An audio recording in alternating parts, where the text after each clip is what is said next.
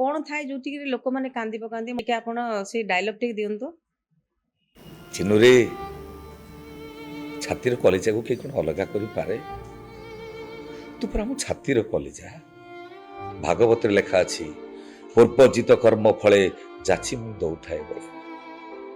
राजा दशरथ कर्म दोष प्रभु रामचंद्र 14 वर्ष वनवास कले स्वयं प्रभु जगन्नाथ स्वयं प्रभु भगवान श्रीकृष्ण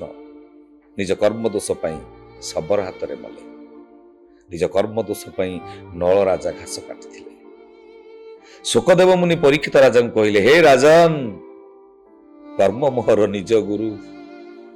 उद्धव केते तू पचार दिन आम समस्त निज निजर कर्मफल भोगवा पड़े तू कौ जन्म केते पुण्य करिथिलु के जानी ए जन्म रे आम अजातीय कुल मुक्ति पाइगल हे गा भाई समस्ते सुन मो भाई जाति श्रेष्ठ वर्ण श्रेष्ठ कुल श्रेष्ठ ब्राह्मण हम मो भाई वाह बहुत सुंदर माने गोटे कथा होची एक्टिंग गोटे कहती सेटा होची गॉड गिफ्टेड मु चाहिले कर परिबिनी कि आके चाहिले कर परिबिनी सेटा भगवान दे जान भगवान ऐसे कला मध्ये आपन पाखर थिला आपन से जिंसटा आपन बापा को पाखर आनथिले आज्ञा माने आपनकर बापांकर प्रेरणा भी थिला हां आपनकर फैमिली रे आउ कि आपनकर पथ अनुसरण करू जंदी ना नहीं नहीं नहीं क्या कला बुडी जो बोली भाबछंदी ने कला बुडी जीवा कथा कहूनी जे या भीतर कष्ट देखि मु चाहू नहीं जे ये लाइन को एंट्री करंतु बहुत कष्ट माने 30 वर्ष हो गला यात्रा रे मोर 94 मसिया रु आज हो गला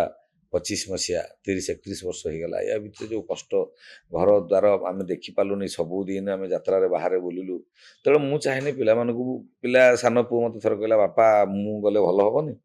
मु ताको बुझेतिली रे बाबा गांधी गोपबंधु कोन सीरियल करथिले ना फिल्म करथिले ना यात्रा करथिले सी आज समस्त पूज्य तेणु आम भल मनुष्यटे हवा चेष्टा कर पाठ पढ़ुच चाकरीटा कर सहित भगवान तो आम देखिनु लोकों सेवा कर दुखी रंकी जो मैंने असुविधार पड़े सेवा कले निश्चित तुम भी दिने बापा आहरी भल ना कमेब गुरु भाई मुझे गोटे कथा आपको पचारि जोटा कि मुझे गोटे कथ शुणे जिते बड़े आम यात्रा जो मैंने था से जीवन शैली टी भिन्न ही थाए कारण जेहेतु से प्रकृति सहित गोटे चैलेंज करती राति से उजागर रुहति दिन में करती लाइफ स्टाइल अनेक किसी परिवर्तन आसी था ता भितर देखा जाए से सांसारिक जीवन टिके चहल पकई दी थाए हलचल हो हां इम्बैलेंस बहुत लोगों बहुत समय लोकंकर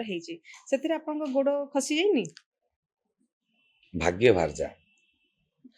जननी भगिनी जाया जन पुरुष स्त्रीटे दरकार निश्चित माटे दरकार भौणीटे भी दरकार तेणु आम जदि स्त्री को स्त्री भली सम्मान देबू मुझे वर्षे घर को न जाइबी मो स्त्री निश्चित भाव में घर केमी चलो पिला माने केमती रहिबे बंधुबांधव कथा से निश्चित बुझिबो तेणु सब निज पाखरे निर्भर करे।